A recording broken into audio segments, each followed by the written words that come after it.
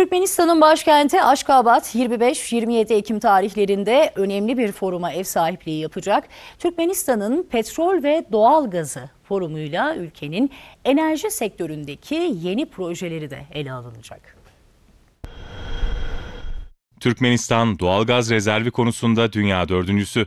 Son yıllarda artan enerji fiyatları Türkmenistan'ın sahip olduğu kaynakların önemini daha da artırdı. Aşgabat'ta 25-27 Ekim tarihleri arasında düzenlenecek Türkmenistan'ın petrol ve doğalgazı forumuyla ülkenin enerji sektöründeki yeni projeler ele alınacak.